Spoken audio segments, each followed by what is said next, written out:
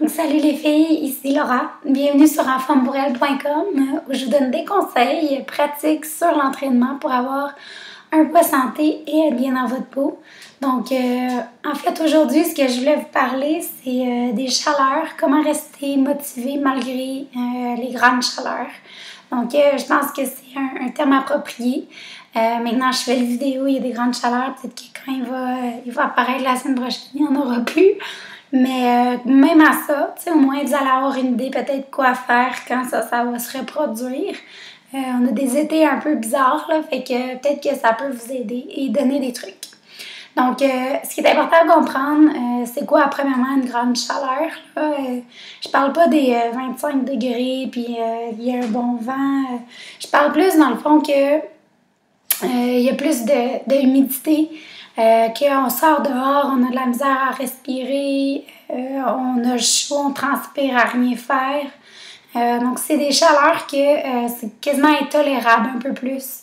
Donc, quoi faire quand que ça arrive? Donc, premièrement, s'hydrater, super important.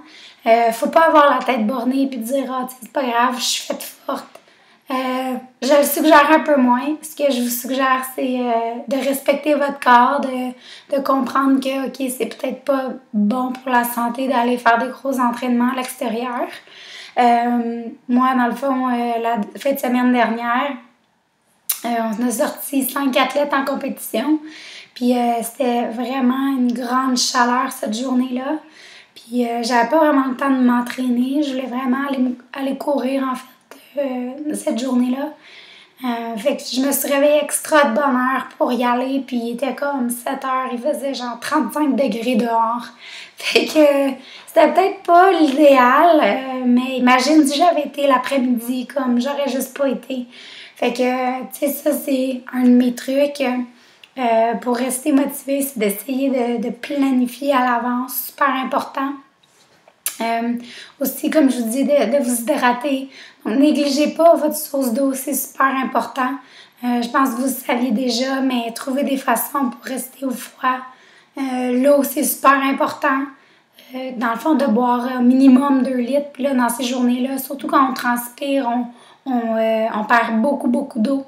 Donc, il faut vraiment refaire nos réserves en plus de s'alimenter de notre eau régulière. Donc, au-dessus de 2 litres facilement.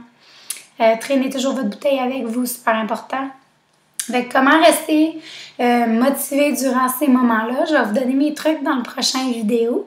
Qu'est-ce que moi j'applique? Puis j'espère que ça va vous aider parce qu'on est comme un peu dans ces moments-là présentement. Donc j'espère que ça va vous aider. La deuxième capsule est réservée aux membres seulement. Donc pour être membre, allez au www.enfantpourelle.com/abonnement. Puis simplement devenir membre. Inscrivez votre courriel sur notre page d'accueil. Je le répète souvent comme je vous dis, mais super important parce qu'il y a beaucoup de personnes qui sautent cette étape-là. Puis vous ne pouvez pas voir mes deuxièmes capsules. Donc super important d'être sur notre liste de courriels. Puis c'est pas mal ça. Donc aux membres, je vous vois dans 2 petites secondes. À tout de suite.